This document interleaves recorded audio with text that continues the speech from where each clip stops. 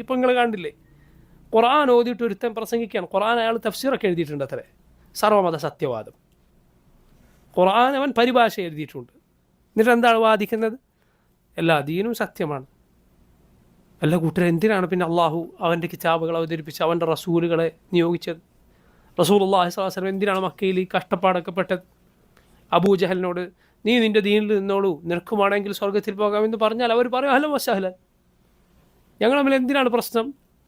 എന്ത് ഇത്രയും സ്നേഹം 40 വയസ്സ് വരെ ഉണ്ടായിരുന്ന റസൂലുള്ളാഹി സ്വല്ലല്ലാഹു അലൈഹി വസല്ലമയെ അവർ മക്കയിൽ നിന്ന് പുറത്താക്കണം, നബിയോട് യുദ്ധം ചെയ്യണം? ഇങ്ങനെയായിരുന്നു നബി പഠിപ്പിച്ച ദീനെങ്കിൽ നിങ്ങളും ചിലപ്പോൾ രക്ഷപ്പെടും, ഞങ്ങൾ രക്ഷപ്പെടും.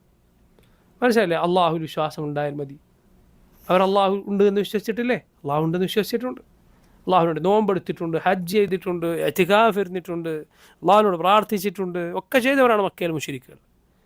അല്ല, അള്ളാഹു പഠിപ്പിച്ചത് ഇന്നദ്ദീന ഇൻദല്ലാഹിൽ ഇസ്ലാം, അള്ളാഹുവിൽ ദീൻ എന്നാൽ ഇസ്ലാം മാത്രമാണ്. മൻ യബ്തഗി ഗൈറൽ ഇസ്ലാമി ദീനൻ ഫലൻ യുഖ്ബല മിൻഹു വഹുവ ഫിൽ ആഖിറതി മിനൽ ഖാസിരീൻ.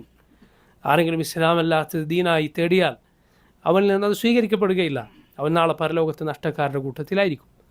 അപ്പോൾ നോക്കൂ, ദീനിനെ അട്ടിമറിക്കാനുള്ള വഴി തുറന്നു കൊടുക്കലാണ് അള്ളാഹുവിൻ്റെ ആയത്തുകൾക്ക് വേറെ അർത്ഥങ്ങൾ ചമക്കുക എന്ന വാദം.